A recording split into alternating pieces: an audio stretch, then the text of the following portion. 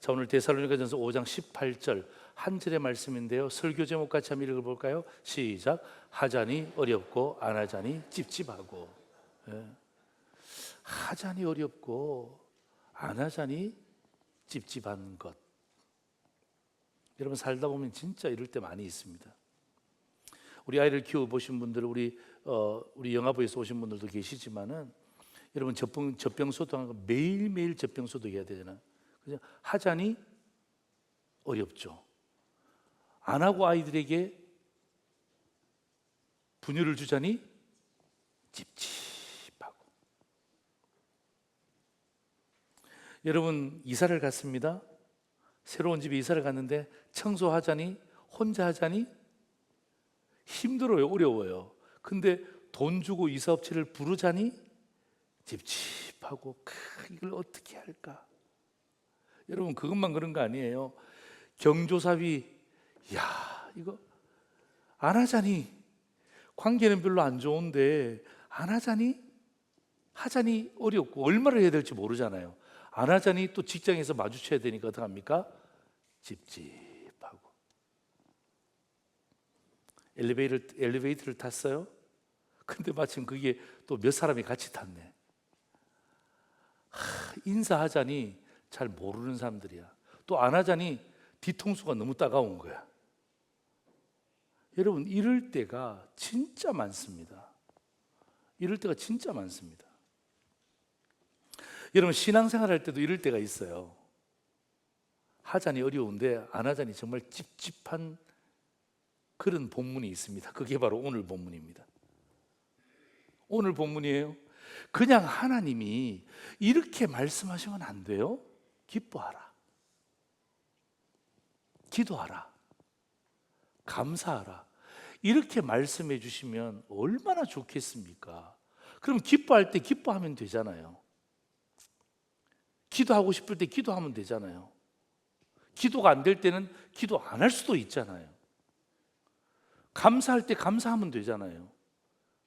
근데 감사가 안 될 때 어떡합니까? 감사 안 하면 되잖아요. 그래서 기뻐하라, 기도하라, 감사하라, 이렇게 딱 적어 주셨으면 좀 우리에게 운신의 폭이 열려지잖아요. 그죠?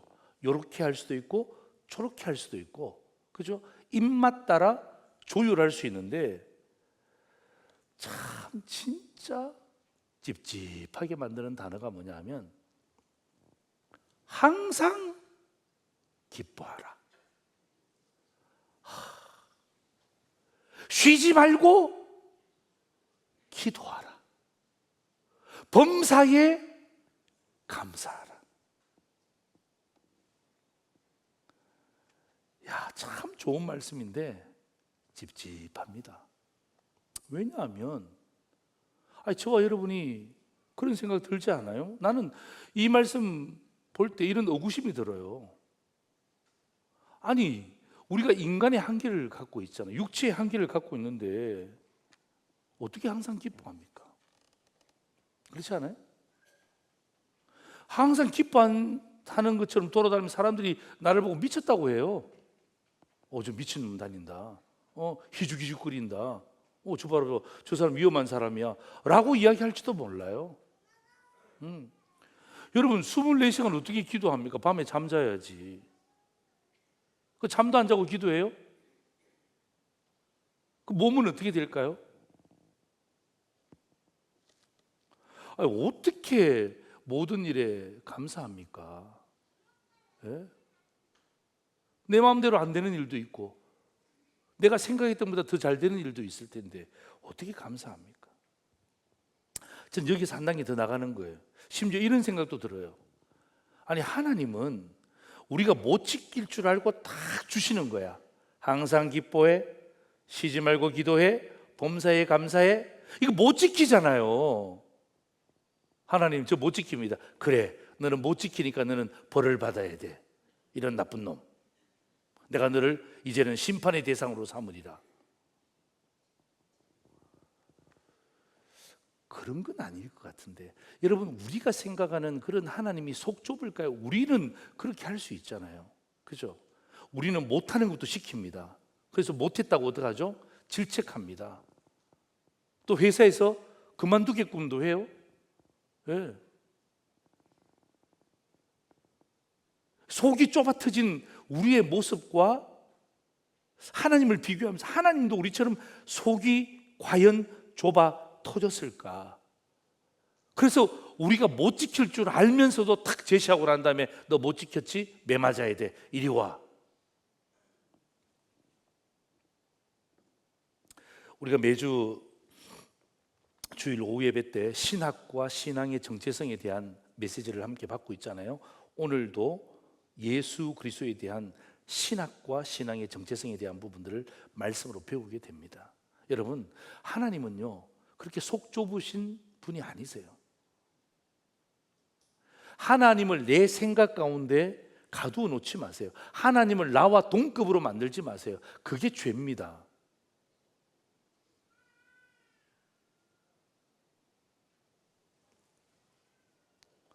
자, 만약에 하나님이 성경을 우리에게 이런 말씀을 주셨잖아요. 그죠? 범사에 감사하라. 이런 말씀을 주셨다면 여러분, 이렇게 사도 바울이 쓴 이유가 있을 거예요. 그럼 이유를 발견해야죠. 이유를 발견해야죠. 자, 여러분, 이 사도 바울이 데살로니가 교회에다가 편지를 쓴 책이잖아요. 데살로니가 전서와 후서가 사도 바울이 그 교회를 향하여서 쓴 책인데, 여러분, 예수님이 이 땅 가운데 33년을 사셨잖아요. 공생애를 사시고 부활 성천하셨어요. 그리고 20년이 지났습니다. 이 데살로니가 전서와 후서는 약 AD 51년경에서 53년 정도에 쓰여진 편지입니다. 그러니까 예수님이 부활 성천하시고 난 다음에 한 20년이 지나고 난 다음에 쓴 편지란 말이에요. 그런데 한 세대도 지나지 않았는데 데살로니가 교회 성도들의 신앙이 변질되었어요. 흔들렸어요. 데살로니가전서 3장 3절에서 4절 보세요. 아무도 이 여러 환난 중에 흔들리지 않게 하려 함이라. 흔들렸잖아요. 그렇죠. 흔들렸기 때문에 저 편지를 쓰는 거예요. 아무도 이 여러 환난 중에 흔들리지 않게 하려 함이라. 우리가 이것을 위하여 세움받은 줄을 너희가 친히 알리라. 우리가 너희와 함께 있을 때 장차 받을 환난을 너희에게 미리 말하였는데 과연 그렇게 된 것을 너희가 아느니라. 그죠? 환난이 있다라고 이야기했는데 그 환난이 왔습니다. 그 환난 가운데 부딪혀서 이겨내야 되는데 그 환난 속에 어떻게 합니까? 승리하지 못한 거예요. 신앙이 흔들렸어요. 변질이 됐어요. 그게 뭐냐면 핍박이라는 것입니다. 핍박. 그죠? 핍박을 받았어요. 이단이 생겼습니다. 세속화가 급속도로 빨라졌습니다. 그리고 게으름이 충만해졌어요. 예수님을 보고 할 때는 어떡합니까? 막 뜨거운 신앙이었다가 어떡합니까? 이제 예수님 부활 성천하시고 난 다음에 어떡합니까? 이제 게으름이 다가온 거예요. 뭐 예수님 눈에 보이지도 않으니까. 그리고 바쁜 일상들이 생기기 시작했습니다.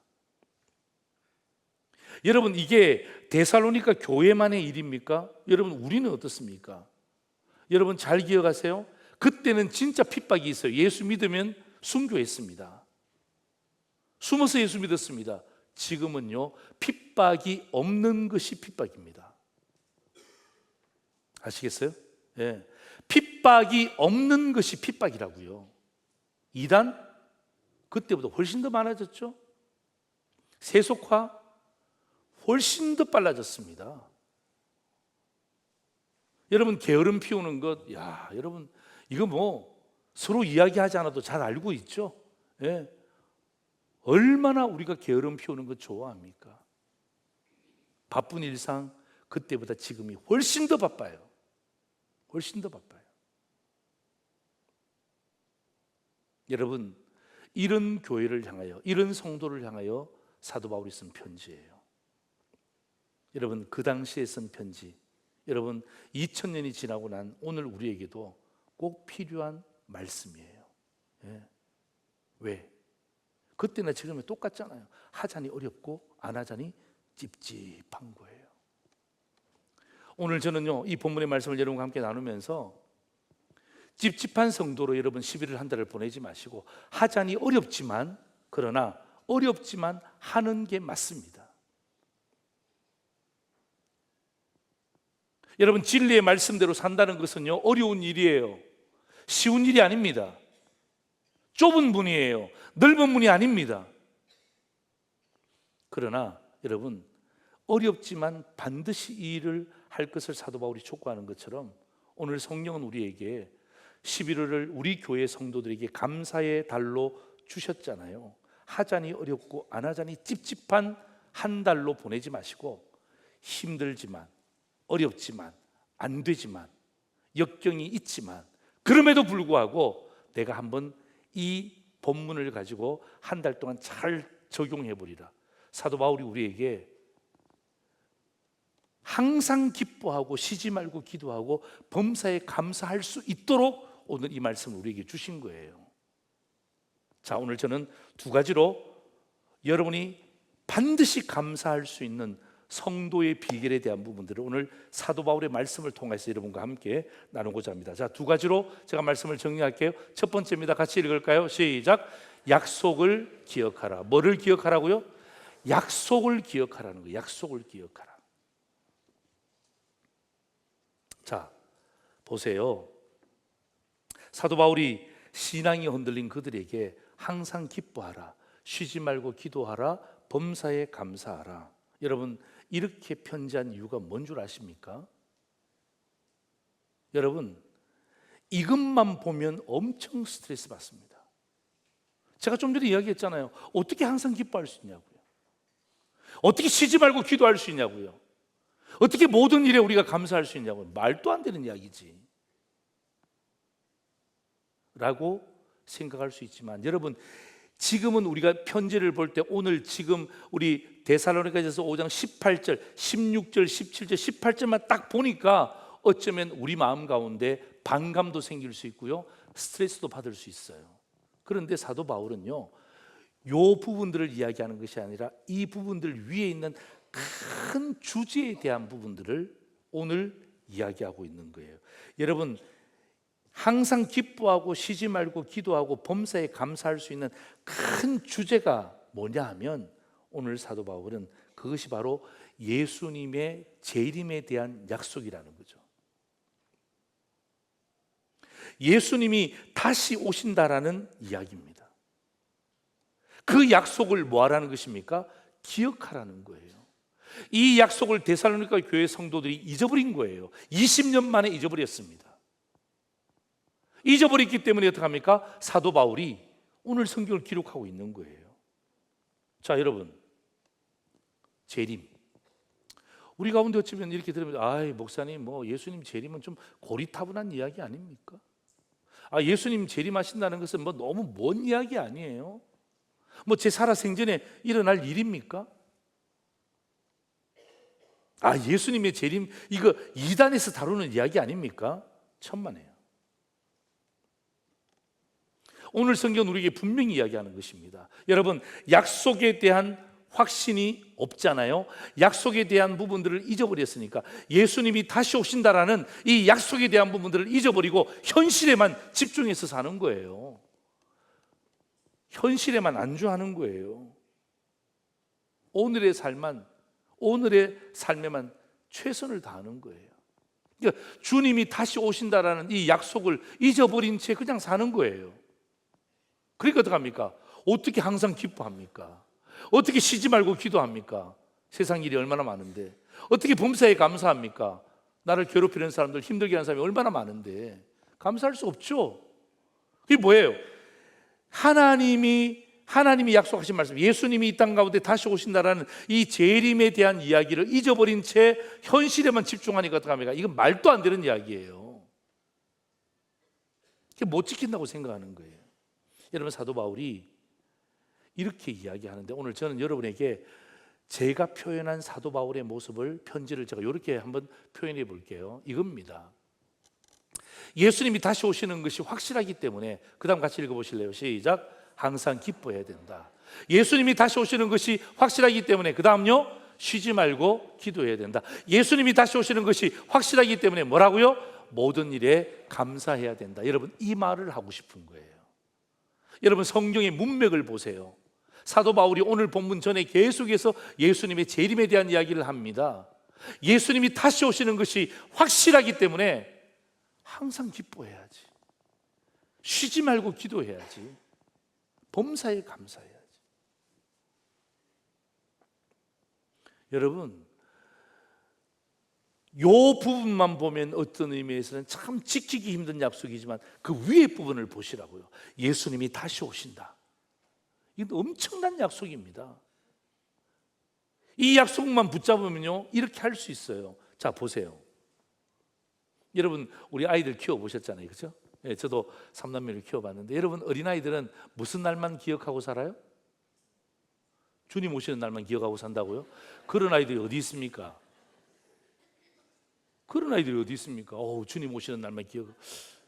쉽지 않은 아이들인데요. 선교사로 보내야 됩니다. 여러분, 아이들이 어떤 날만 기억하죠? 자기 생일만 기억하잖아. 아빠, 나 생일 언제야? 몇 월 며칠이야? 아빠 그럼 그때 사주겠지? 그렇지. 너 생일 때는 아빠가 사주고. 아이들은 막 그것만 기억하는 거야. 그리고 날짜도 안 보고 아빠 오늘 며칠이야? 며칠 남았어? 그 생일 지나면 또 무슨 날만 기억하죠? 어린이날만 기억하잖아요. 아빠 어린이날 나 뭐 사줄 거야? 어린이날만 기억하잖아요. 또 어린이날이 끝나서요, 뭐만 기억하죠? 어떻게 잘하세요? 크리스마스만 기대하는 거예요. 크리스마스만. 예수님이 탄생했는데 왜 네가 선물을 받냐고. 그렇잖아요.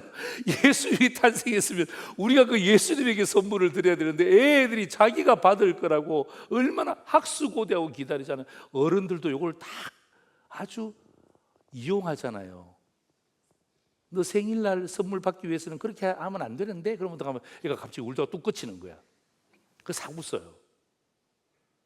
야, 너 어린이날 다가오는데도 이렇게 하면 어린이날 선물 없어? 그러면 어떡합니까? 애들이 갑자기 행동이 바뀌어요. 크리스마스 이제 얼마 남았죠? 예수님이 오늘 나에게 무슨 선물 주실까? 그럴 때 어떡합니까?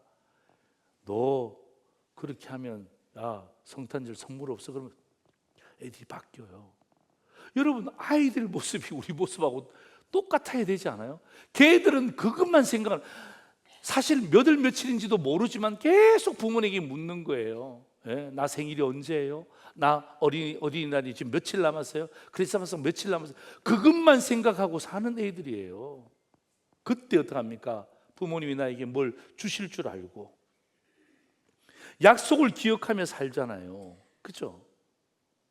어쩌면 오늘 제가 이 말씀을 전가하면서 저와 여러분이 어떤 의미에서 순수한 어린아이 같은, 예수님이 다시 오신다라고 이야기했을 때 그 예수님이 다시 오심에 대한 분명한 약속을 순수한 어린아이 같은 마음으로 받아들일 때, 여러분, 그 약속을 기억할 때 어떡합니까? 그래, 맞아. 주님이 오신다 그러지. 힘들지만 내가 기뻐해야지. 힘들지만 내가 기도해야지. 힘들지만 내가 모든 것에 감사해야지. 이게 된단 말이에요. 근데 이런 재림에 대한 약속, 주님이 다시 오신다는 약속도 없이 그냥 무조건 항상 기뻐하라, 쉬지 말고 기도하라, 이런 것만 딱 외워 있잖아요. 그러면 어떡합니까? 엄청 스트레스야. 하자니 어렵고 안 하자니 찝찝하고. 이게 도대체 하나님의 말씀인가? 오해할 때가 얼마나 많습니까? 여러분, 그 당시 성도들이 정신줄을 놓은 거예요. 진짜예요. 예수님 부활 승천하고 나서 20년밖에 지나지 않았지만 어떡합니까? 정신줄을 다 놔버린 거예요. 주님에 대해 이 땅에 오신다는 그 재림에 대한 약속이 가장 중요한 스피릿 아닙니까? 정신 아닙니까? 이것을 놔버린 거예요. 그래서 사도 바울이 뭐라고 이야기하냐면 데살로니가서 5장 6절 5장 8절 보세요. 이렇게 이야기합니다. 그러므로 우리는 다른 이들과 같이 자지 말고 오직 깨어 정신을 차려라. 정신 차려. 우리는 낮에 속하였으니 정신을 차리고 믿음과 사랑에 호신경을 붙이고 구원의 소망의 투구를 쓰라. 제 이야기가 아니고요, 사도 바울이 오늘 본문의 가운데 말하고 있는 거예요. 주님이 다시 오신다는 약속을 놓아버렸다는 것은 정신줄을 놓은 거예요.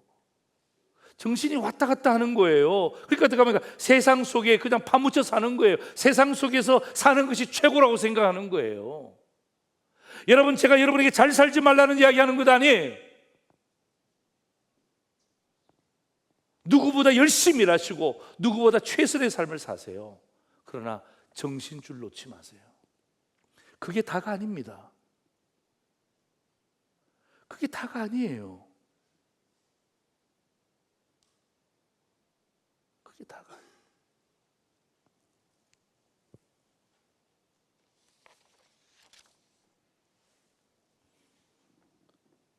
사랑하는 성도 여러분, 우리가 어떻게 범사에 감사할 수 있냐 의구심이 들잖아요. 말도 안 되는 이야기라고 하는 분도 계실 거예요. 저도 그렇게 생각했으니까. 그러나 예수님의 다시 오신다는 이 약속의 말씀이 딱 머릿속에 각인이 되면, 그죠? 내가 기뻐할 수 있고요. 항상 내가 어떤 자리에서 가도 기도하려고 노력하고요. 모든 것에 대해서 감사하려고 하는 그 영적인 의욕이 생기는 거예요. 영적인 의욕이. 그거 없으면요, 이건 스트레스예요. 말도 안 되는 이야기예요. 속 좁은 하나님의 모습들이에요. 그러나 오늘 사도 바울은 항상 기뻐하고 쉬지 말고 기도하고 범사에 감사할 수 있다라고 우리에게 이야기하는 거예요. 하나님의 아들 예수 그리스도 이 땅에 다시 오신다라는 그 재림의 약속을 잊지 말고 기억하면, 그 약속 때문에, 그죠? 그 약속을 기억하면서 내 삶의 현실에서 어떡합니까? 이러한 삶을 살 수 있다는 거예요. 여러분, 데살로니가전서 4장 15절에서 18절 보세요. 와, 여러분, 이 부활에 대한 말씀이에요. 예. 보세요. 16절 보세요. 주께서 호령과 천사장의 소리가 하나님의 나팔 소리로 치니 하늘로부터 강림하시리니 그리스도 안에서 죽은 자들이 먼저 일어나고 그 후에 우리 살아남은 자들도 그들과 함께 구름 속으로 끌려올려 공중에서 주를 영접하게 하시리니 그리하여 우리가 항상 주와 함께 있으리라. 18절 같이 읽습니다. 시작. 그러므로 이러한 말로 서로 뭐하라고요? 위로하라. 서로 위로하라는 것입니다. 여러분, 오늘 한번 실습해 보십시다. 옆에 앉은 분을 향해서 이렇게 한번 인사해 볼까요? 예수님이 다시 오십니다. 시작. 네. 그렇게 자신 없게 인사해도 돼요. 다시 한번 더 시작. 예수님이 다시 오십니다. 네. 예수님이 다시 오십니다. 여러분, 이 약속의 말씀이 어떡합니까? 항상 기뻐하게 만들고요, 쉬지 말고 기도하게 만들고요, 범사에 모든 일에 감사하게 만드는 이 동인이 되는 거예요. 여러분, 우리 찬양 중에 이런 찬양이 있잖아요. 여러분, 저 찬양 여러분 얼마나 좋아합니까? 주님 다시 오실 때까지 나는 이 길을 가리라. 좁은 문, 좁은 길, 나의 십자가 지고 나의 가는 이 길 끝에서 나는 주님을 보리라. 영광의 내 주님 나를 맞아 주시리. 여러분, 저 찬양은요, 가사가 좋아서 부르는 찬양이 아니에요. 박자가 좋아서 부르는 찬양이 아닙니다. 여러분, 이 찬양할 때 우리 성도들을 한번 보면요, 진짜 감동과 감격 그 자체입니다. 얼마나 좋아하는 찬송입니까? 여러분, 저게 예수님이 다시 오신다라는 예수님의 재림 약속을 확인하는 찬양이에요. 그냥 가사가 좋기 때문에, 리듬이 좋기 때문에, 반주가 좋기 때문에 그렇게 부르는 찬송이 아니고요, 예수님이 다시 오신다라는 그 메시지를 담고 있기 때문에 저 찬양이 그렇게 중요한 거예요. 네? 우리가 범사에 감사할 수 있는 이유가 바로 저거예요. 주님 다시 오신다는 그 약속 때문에 어떻게 합니까? 내가 모든 일에 대해서 감사해야지. 주님 다시 오시는데, 주님 다시 오시는데 내가 기도해야지. 주님 다시 오시는데 내가 기뻐해야지. 힘이 생긴단 말이에요. 아멘입니까?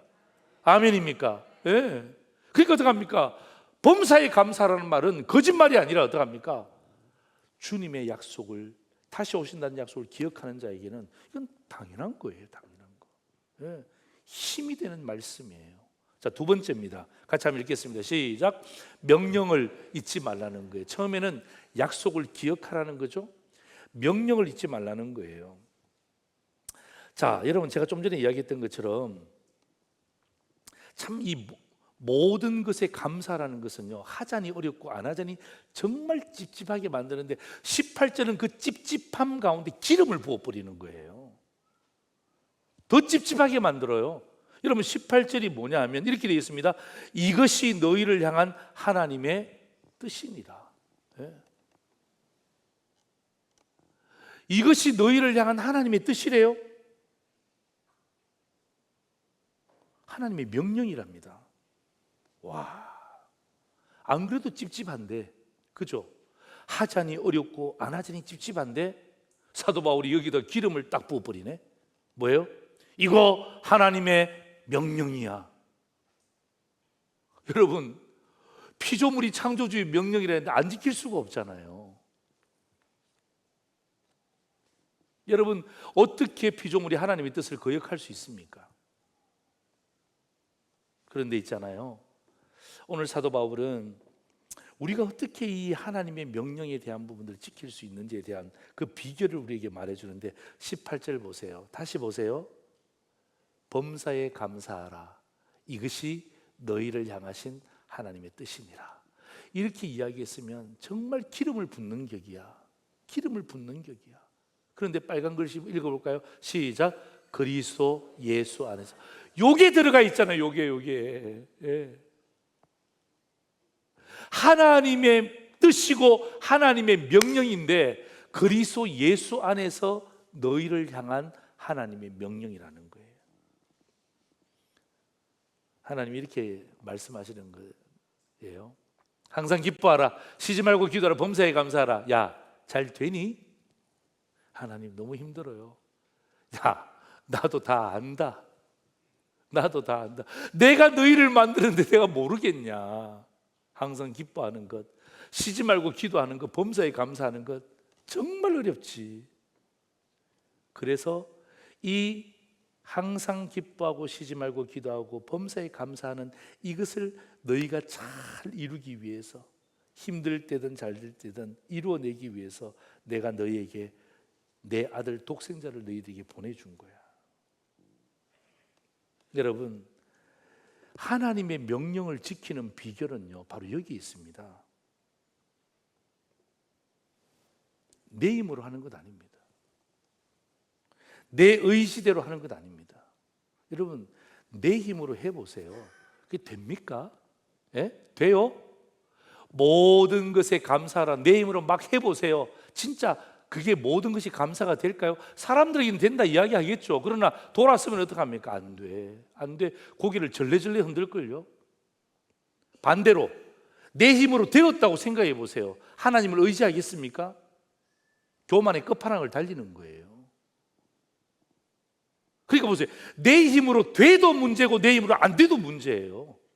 내 힘으로 되면 교만해지고 안 되면 좌절하고, 나는 이거밖에 안 되는구나.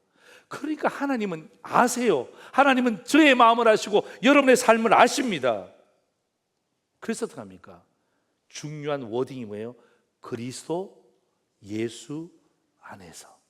할렐루야. 네. 하나님의 명령은 네 힘대로 하는 게 아니야. 하나님의 명령은 네 마음대로 하는 게 아니야. 하나님의 뜻은 네 기분 따라 하는 게 아니고 그리스도 예수 안에서 하는 거야.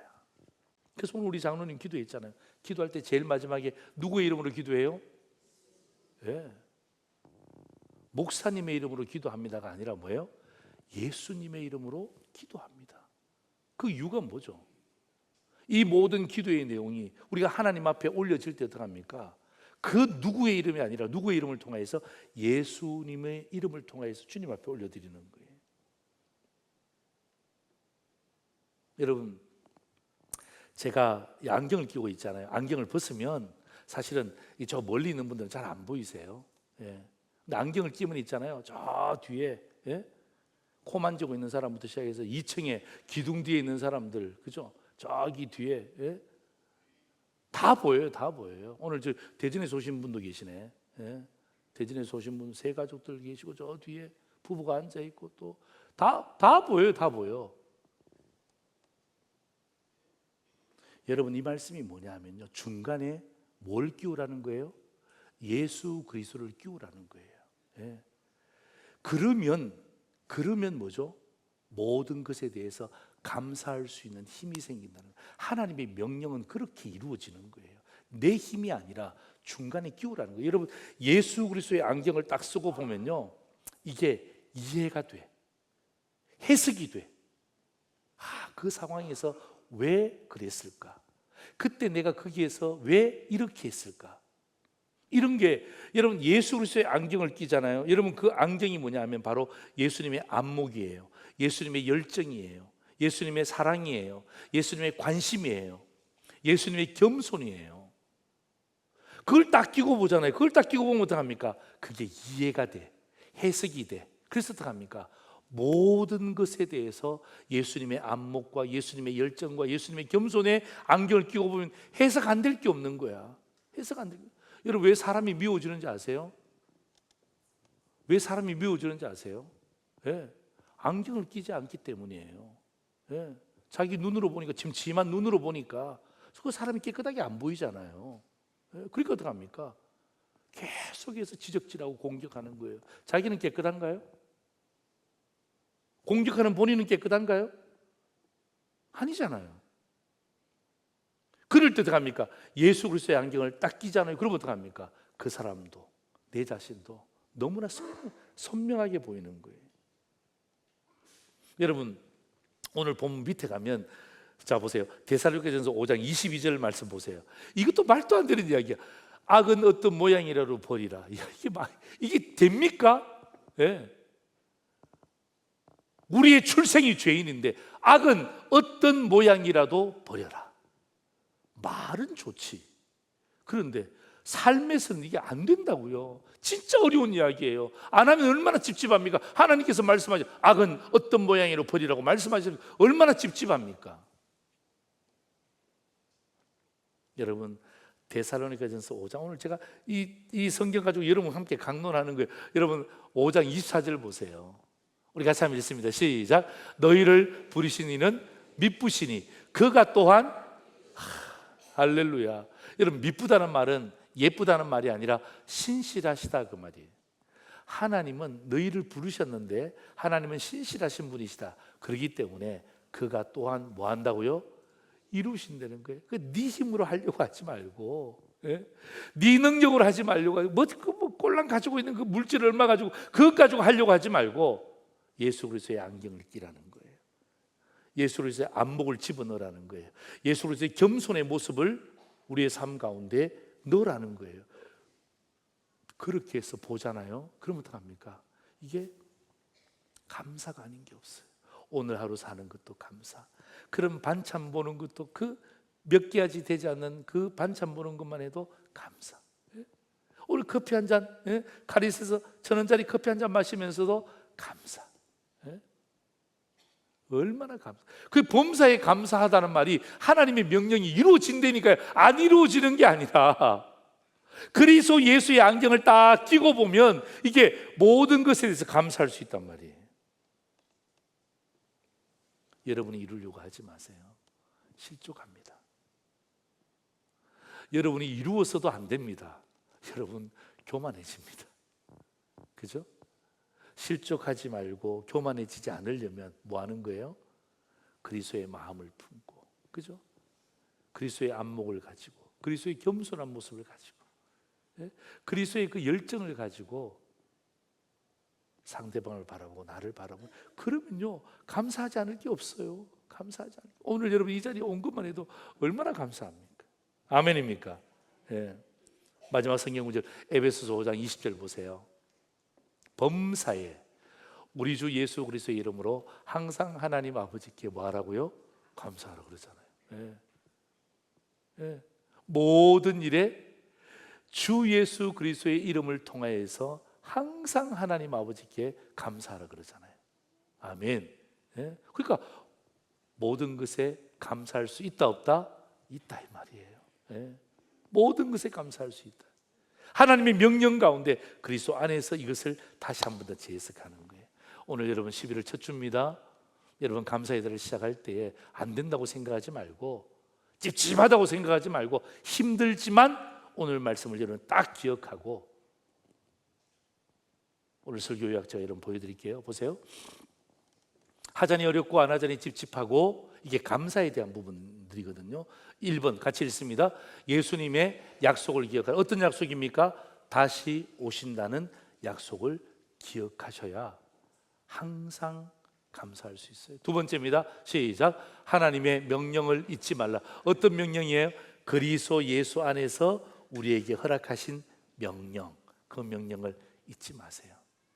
여러분 이 두 가지가 여러분 마음 가운데 오늘 말씀으로 여러분의 마음속에 딱 남겨지면요, 항상 기뻐하라, 쉬지 말고 기도하라, 범사에 감사하라. 여러분 이것은 어려운 것이 아니라 어쩌면요 할 수 있는 당연한 예수 믿는 성도의 태도가 될 줄 믿습니다. 11월 한 달 여러분 진짜 우리에게 어떤 일이 주어질지 아무도 모르잖아요.